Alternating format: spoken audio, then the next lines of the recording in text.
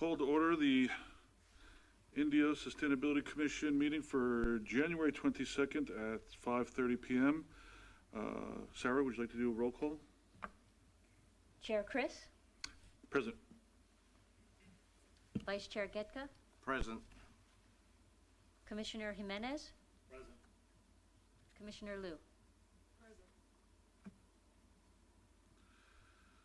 Okay. Can we all join in the Pledge of Allegiance?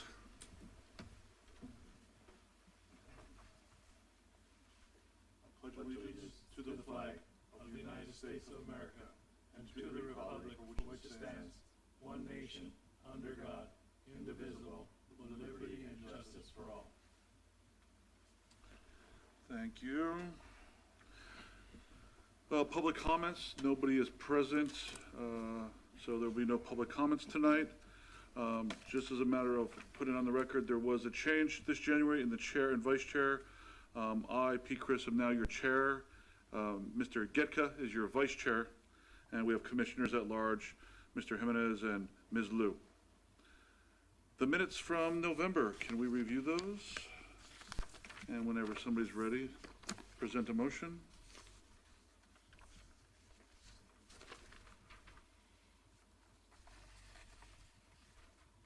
If nobody has any other discussion, if nobody else has a discussion on the minutes, I will move to accept the minutes of November 27th, 2023. Vice Chair Getka with a motion. Is there a second? Second by Ms. Liu. All in favor? Aye. Aye. And I make four. The 2023-24 work plan updates. Ms. Sarah?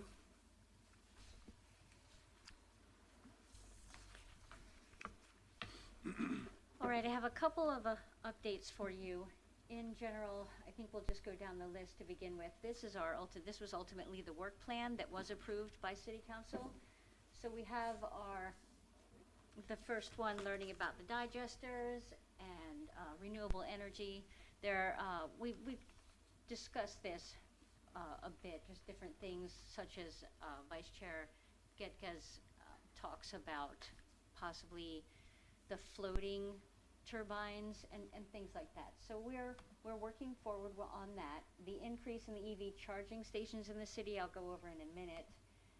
Providing indoor recycling and organics containers to businesses. We are working on that. That's getting done. We have completed the outreach plan. We have 2 sustainability collection events for 2024. One is in May, one is in September. Increasing the number of waste receptacles in the city. We've completed that, and we actually have some more coming on board this year as well that will be for the Clean California Grant. The water conservation efforts continue, and I have asked someone from IWA to come. They probably won't be able to be here until July, but they are on the books to give a presentation on the water conservation efforts. The city beautification efforts are also done in a different department, and there's a lot going on with that, and I have not yet figured out when they're going to come to the commission, but they will come also to talk about those efforts and what's being planned with that. Anybody have any comments? No? It looks like things are moving along. That's a They good are. sign. Now, the EV charging stations, we had 2 things kind of in the hopper for that. The Department of Transportation Charging and Fueling Infrastructure Grant, the one that was for $1.5 million, we did not get that grant. So that is off the table. We are still working through the Department EECBG program vouchers for about $140,000. We have submitted all that paperwork.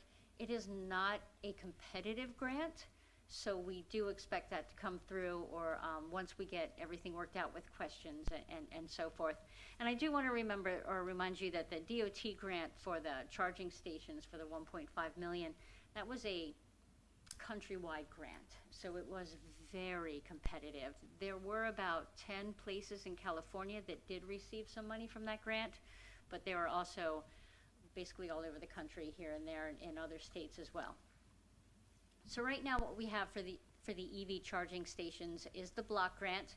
We have submitted paperwork to do the EV charger master plan and take a look at upgrades and information we're going to need to be able to comply with the Clean Fleets regulation, and that would be ultimately what we need to do to our corporate yard to make sure as the Indio fleet transitions to clean fuel, we're able to fuel it, whether it's electric, if we need that, if we can work with Sunline to do hydrogen. So that's what that block grant will be used for. We also have AB 2766 funds.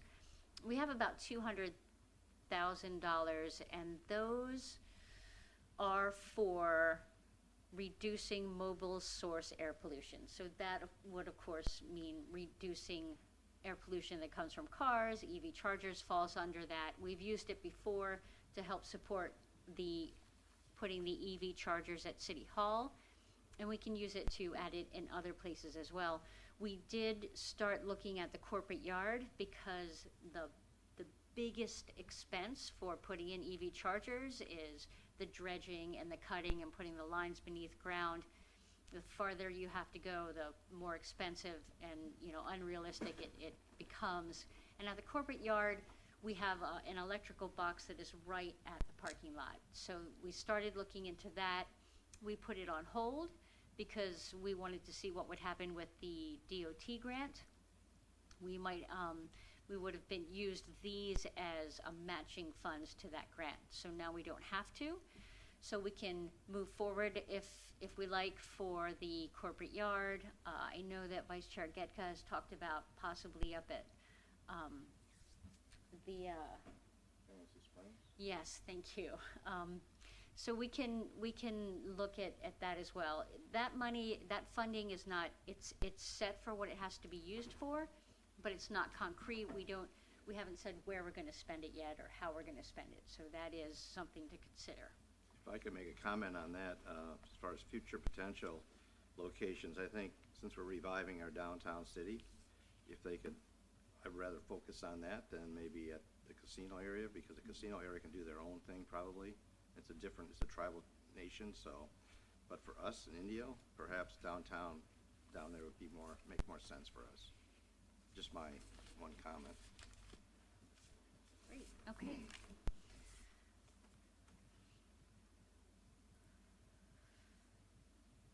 And that's really what I have for the updates for the work plan, but we did do an entire outreach plan, and we have been making a lot of progress on that as well.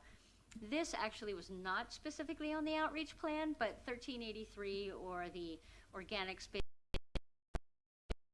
out of the waste stream and into the recycled compost bins to be composted and reused. In general, it's something that we know we have to do. So we ran the social media ads, one during Thanksgiving and one during Christmas. Oh, and we got the results back.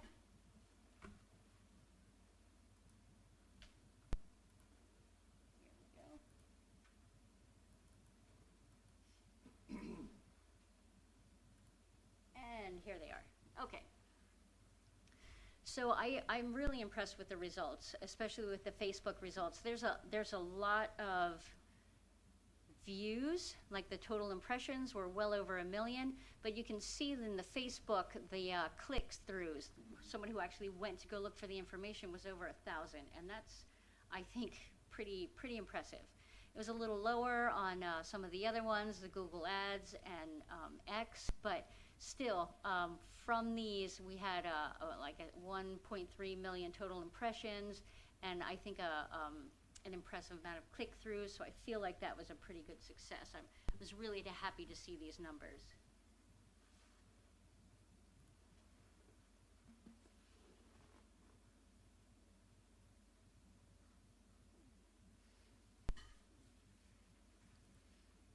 I do have some questions on this type of program. Yep, go ahead. Regarding Burtec, our friendly vendor,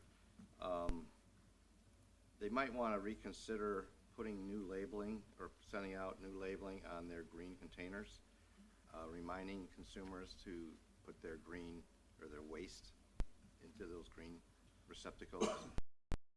older type labels on there, so maybe if they could consider on any new ones going out, kind of featuring that more, so it's more prominent.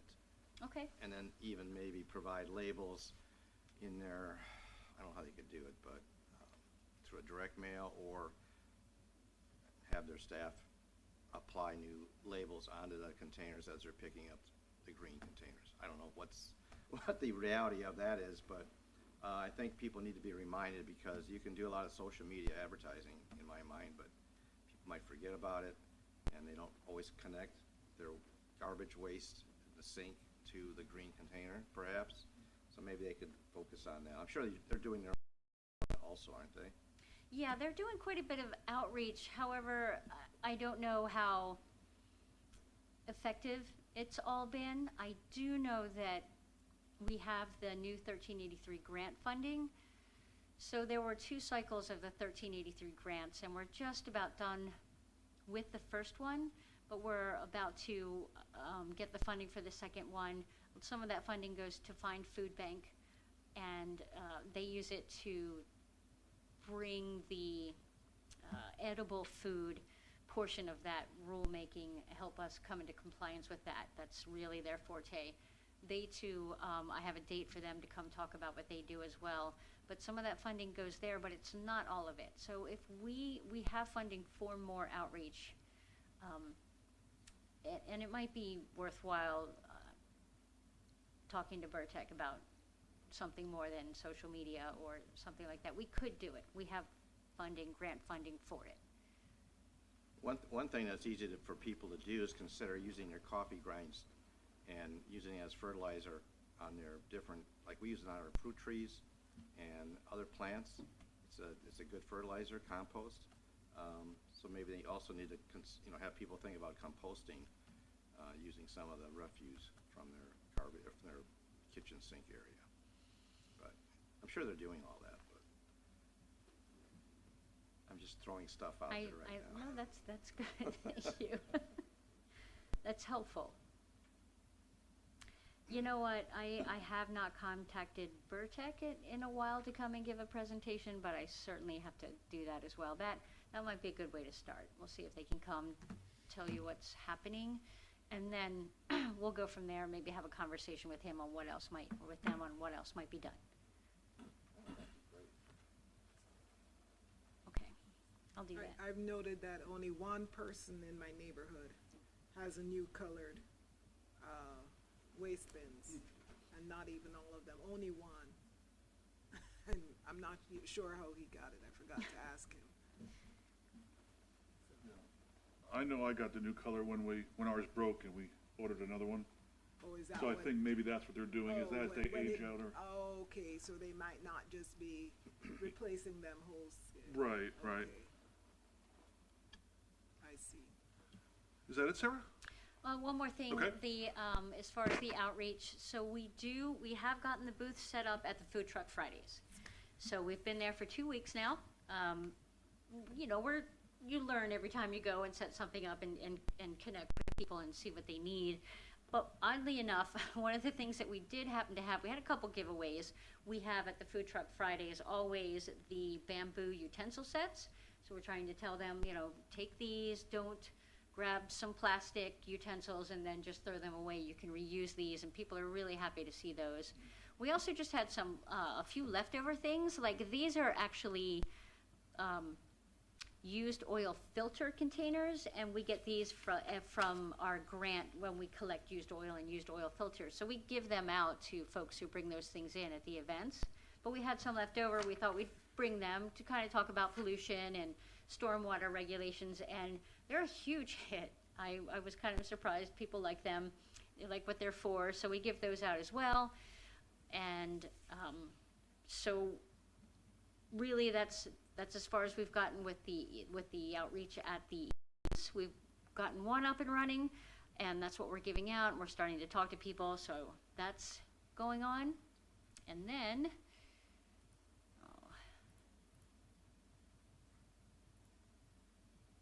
one of the outreach Another line item in the outreach was to work with nonprofit organizations. So I have met with Jennifer Prado, who is the Coachella Valley Director for the Urban Conservation Corps in the Inland Empire. And she also, I'm going to ask her to come and talk to you about what they do, but they do support outreach. They do all kinds of things, and really, I think it's best to bring her here, but I did want you to know that I have met with her, and we are moving on, making progress with that. And then last, we have finally gotten the kitchen countertop compost containers in, and we will soon be giving those out as well. We'll probably work through the director of marketing to get these out. I don't know that we'll necessarily have them at a booth, but anyone in Indio will start putting that out there. If they would like one, they will be able to get one. We have them in stock now. And this is ultimately the table of the outreach plan that we made and had approved. So we've got the booth at Food Truck Fridays, Farmers Market, it's really close, we're almost there. The website pages are probably the next really important thing that we do, because now that we're out there at the booths, we don't want to hand out a bunch of paper. So what we have are QR codes that will take you to places on our website with information. And of course, we need to make sure that that website is updated and ready for all that traffic, the new traffic that we're going to send there.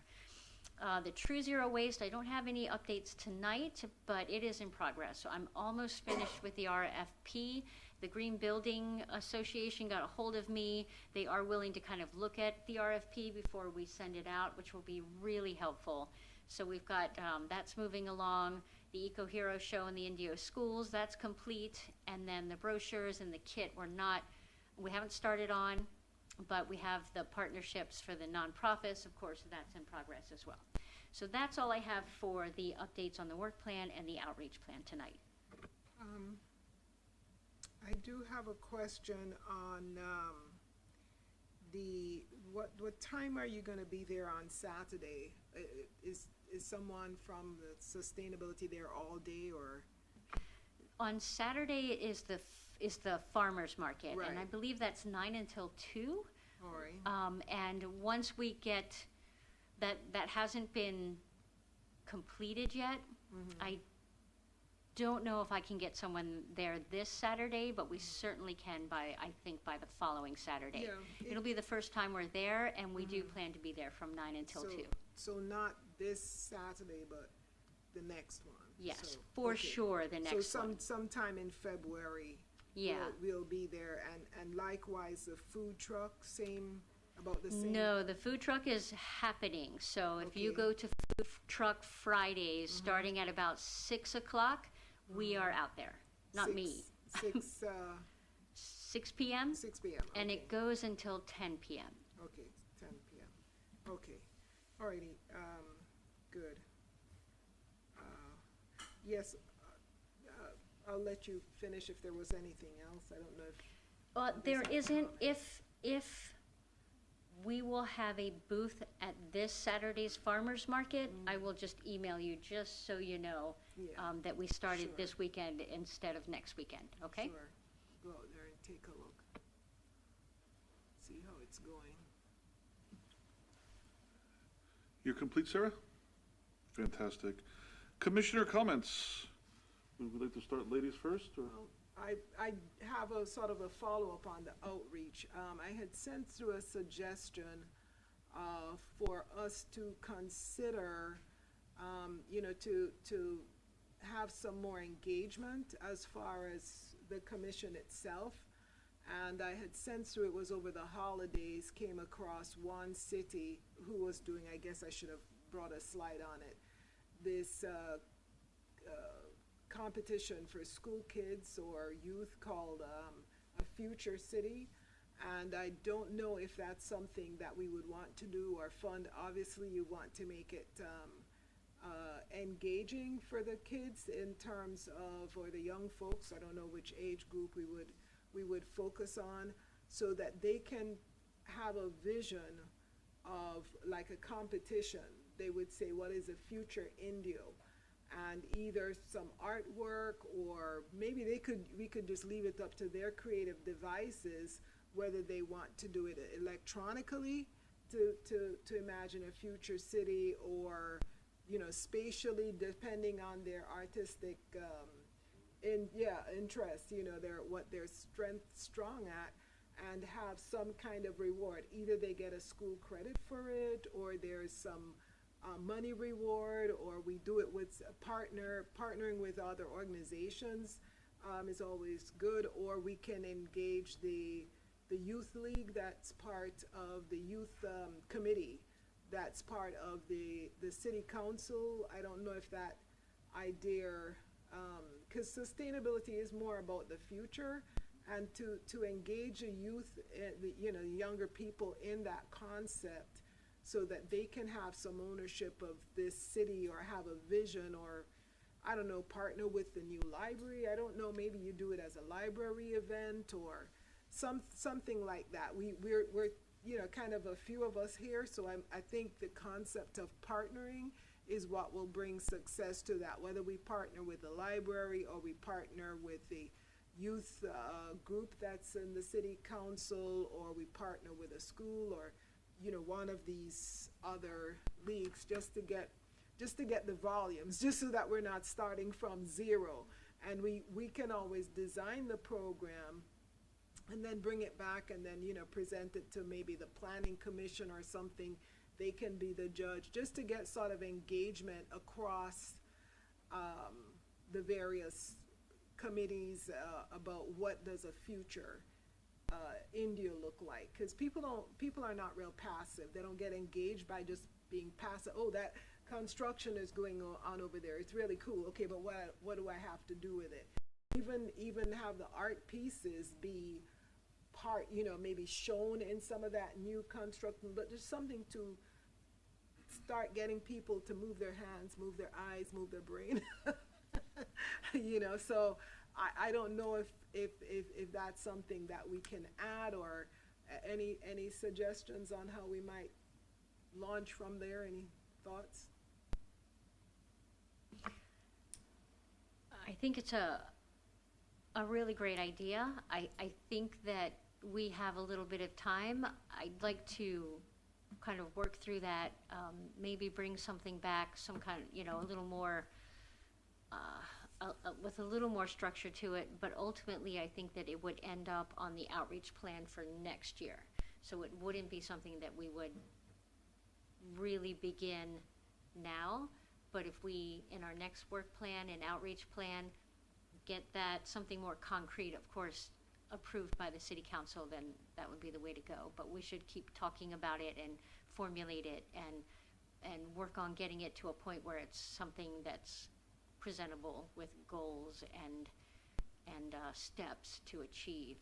Yeah, I'm just throwing out the concept here to see if anyone is interested, or thinks it's a bad idea or good idea, or how would we go about it? No, I think it's a brilliant idea, and I think stimulating people's creativity is brilliant. I think it's definitely something we should work on towards next year, and get it done. There's gonna be plenty of construction next year too. Yeah, engage Plenty, people, yeah. engage people in it. I mean, there are probably other Exactly, yeah. avenues to engage people in that effort, but at least make sure to include the younger folks. What was it, One Future that you were talking about? Future Indio, future Indio. What do you want your city to be like, look like, with an bent towards sustainability?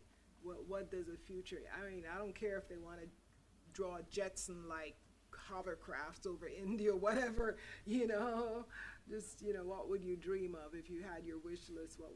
How do you see Indio? So, anyway. Well, we do have that youth group that they have somebody at every council meeting, they rotate the students. Maybe that's a group that we could also try to engage with.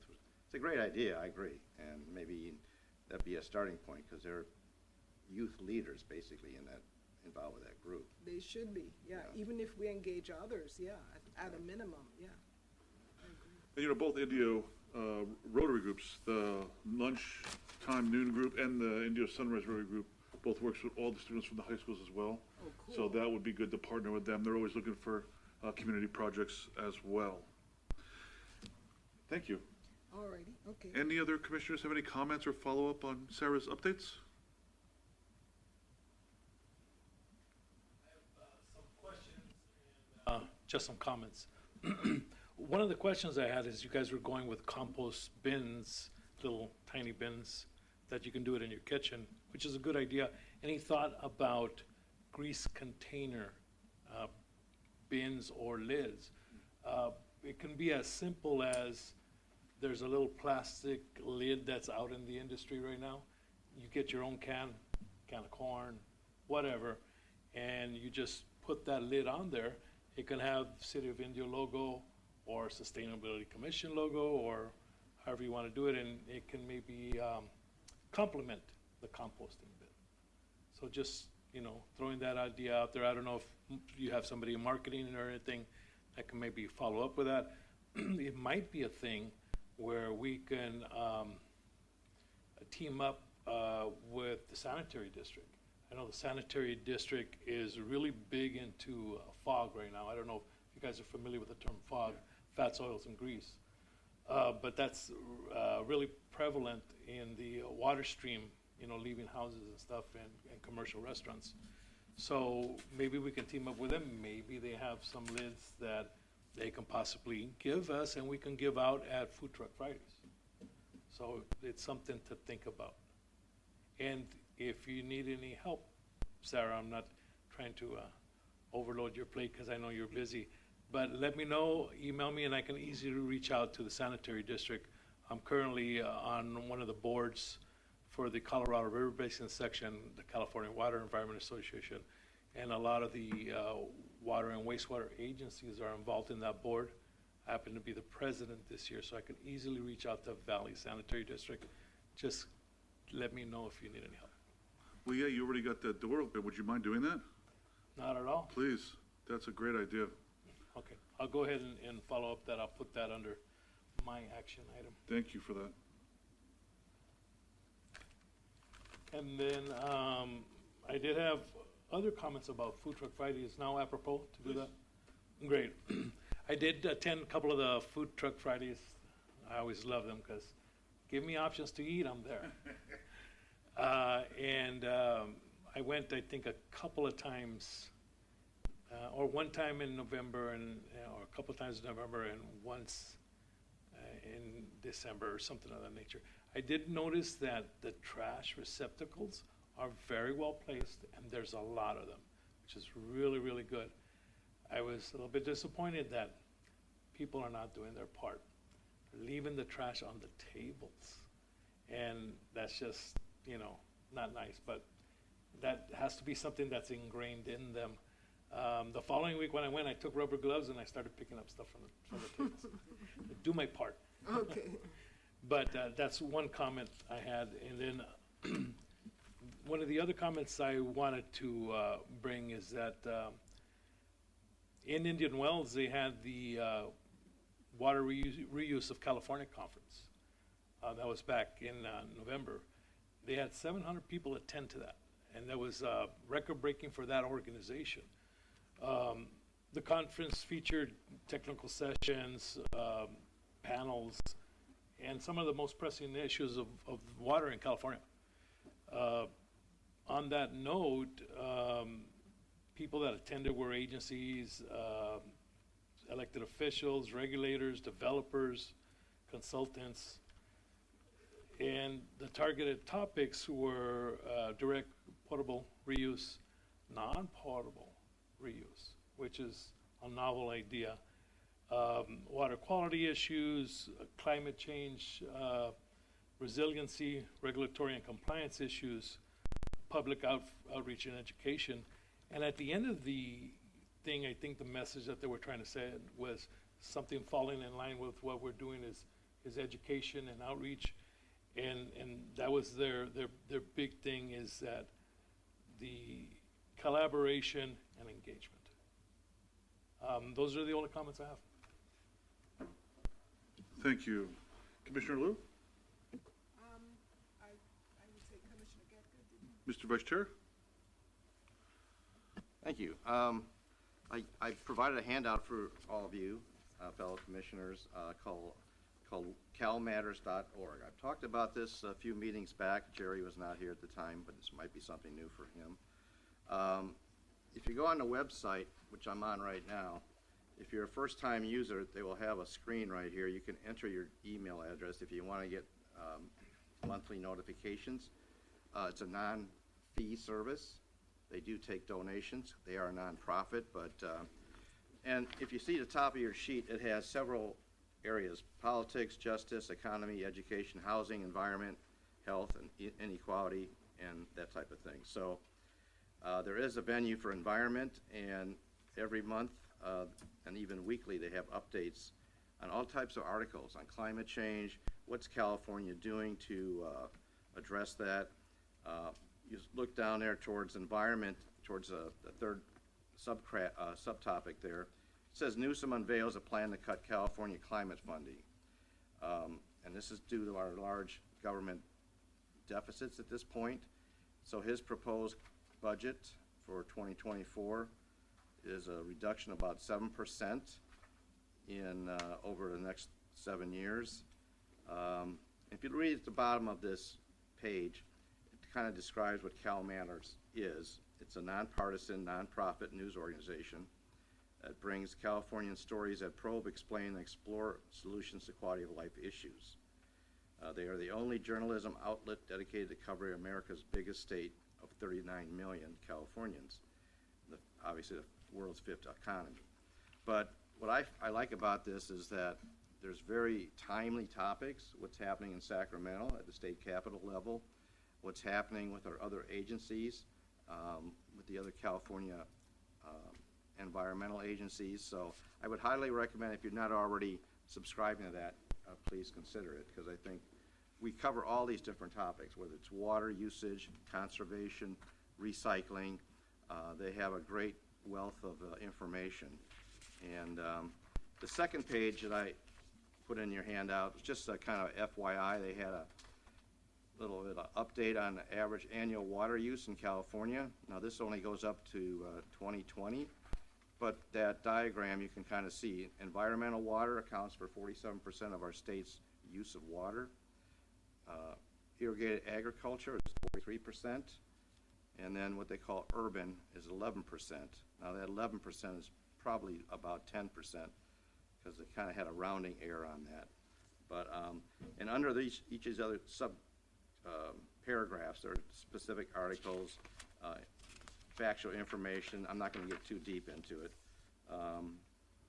But let's say for urban water use is about 10% of our state's annual water use, compared to 40%, which is typically agricultural irrigation, and 50% for environmental water.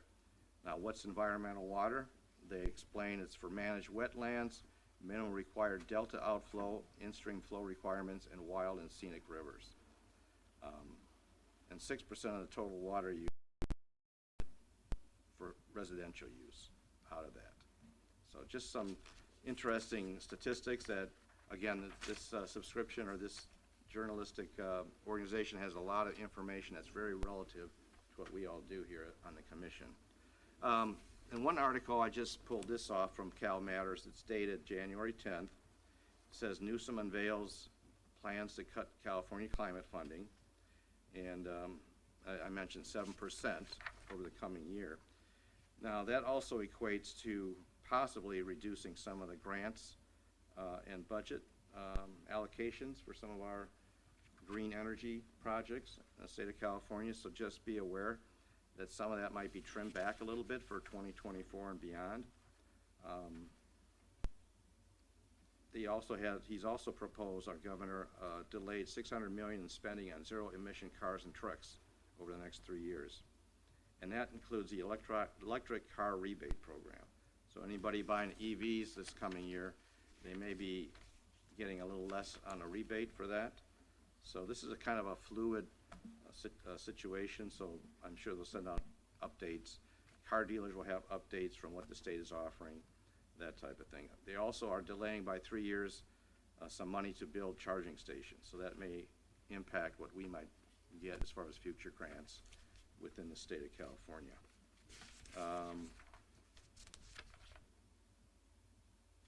And then they also mentioned proposed cuts to the state's clean car, truck, and bus programs, and to rooftop solar power and storage incentives may as well be affected by the reduction. So just kind of a timely update as to what's happening at the state level and potential future funding.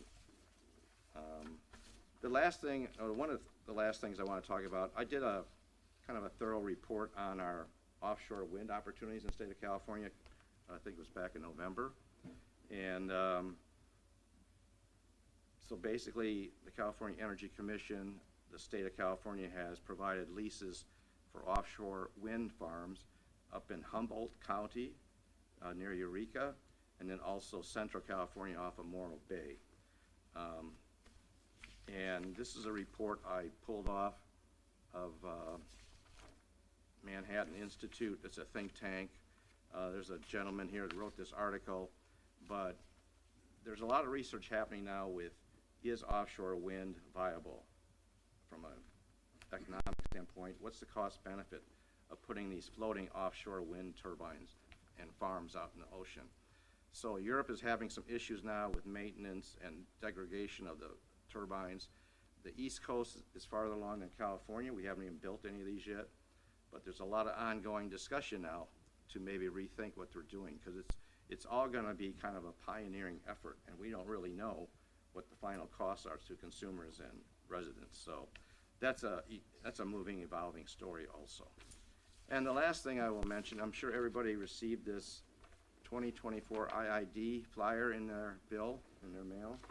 So it's an interesting program. The IID board approves reform plans to lower summer power bills based on income qualifying guidelines. So they have various income levels, and if you fall in those brackets, you can qualify for some discounted summer electrical rates, which is a nice program. And one last page, just FYI, and this came from Cal Matters a month or so ago. Governor Newsom has changed his position from shutting down the Aliso Canyon natural gas storage facility to pushing it to be expanded. So natural gas provides California 47% of our electric or our power, and wind and solar combined provide about 26%. So what they actually want to do is expand the storage of natural gas up in that area. Now that location is north of Los Angeles, north of Porter Ranch in LA County. And this marks now 4 years of California turning to natural gas to avoid statewide grid blackouts. So it's great that the state of California is, rushing as fast as they can for green energy, but there's got to be a practical approach to it as far as economics and how it's impacting the grid. So that's it. That's my final report. Thank you, Vice Chair. I did have, whenever you're done with the, I'm not sure which agenda item we're on. Are we on number 7 or 8? We're on 8? 7.5. 7.5. Well, yeah, I thought we were on. Yeah, on number 8, I can give an update on number 8 right now, which these are not on the work plans. Is that okay?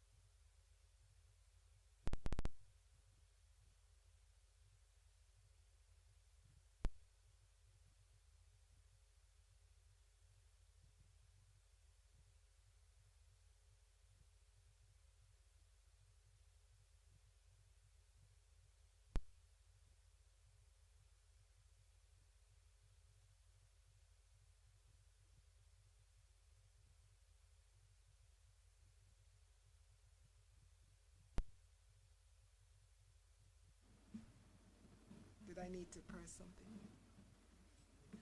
Okay, on the next slide, we have the residential air filtration program that's also gonna be released by the, AB 617 Eastern Coachella Valley Group. And that is gonna be released sometime in March as an update, and it's gonna be on a first come, first served basis. No litmus test there as to income, proximity to the worst areas or anything. The blue line that you're looking at delineates the sections of Indio. So all of Coachella, or most of Coachella, and the unincorporated areas south of that, going around the north part of the Salton Sea, are part of this AB 617 program.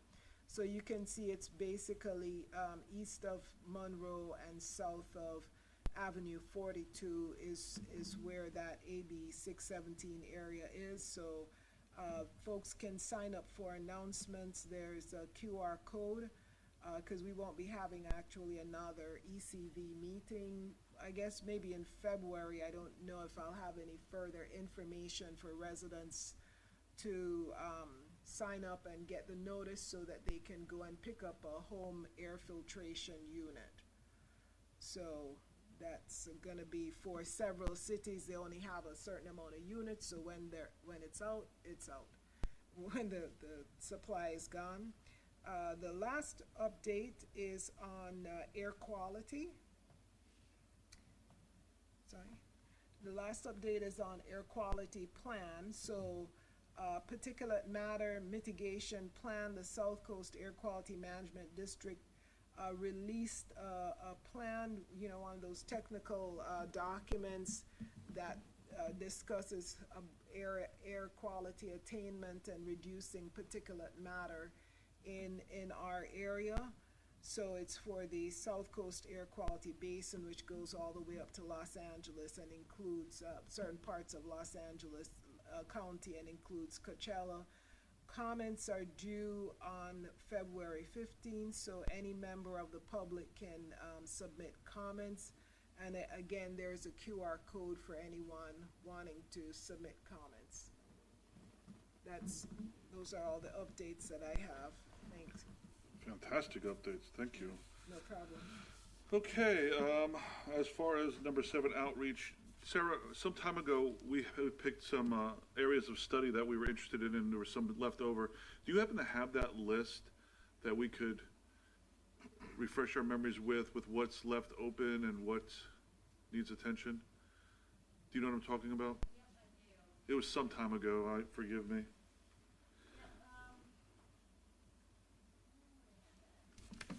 Next month is fine.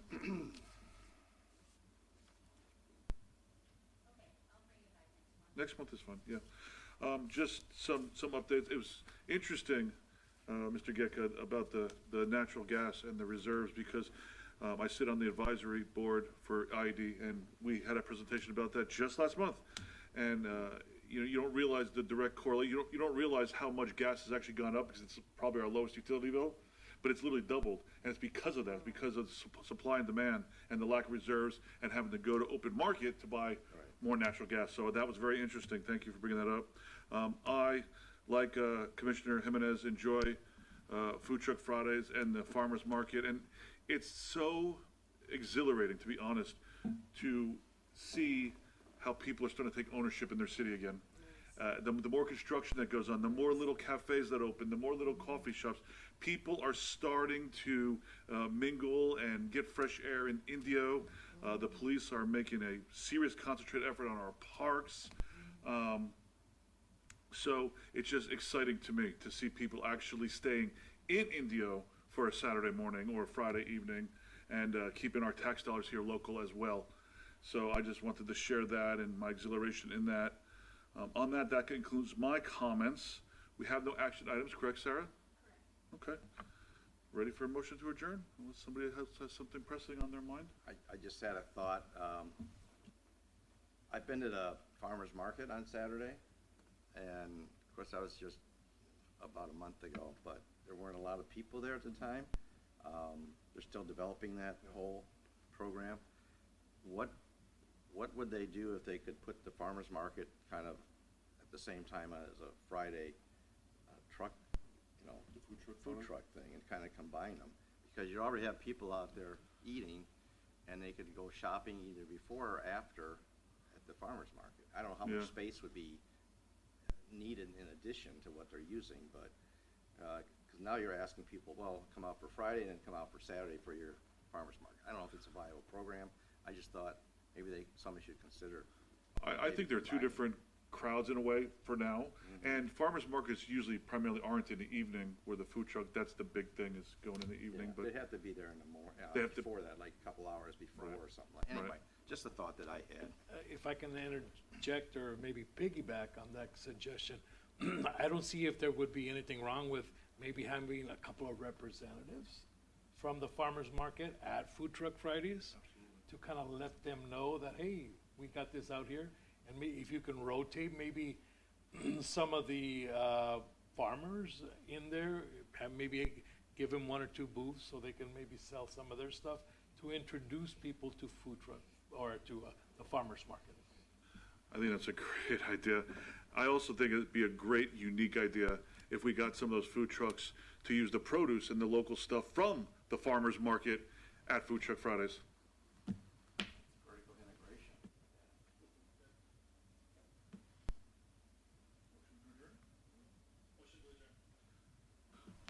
I'll second that. Second by Vice Chair Getka. All in favor? Aye. Aye. Aye. Adjourned.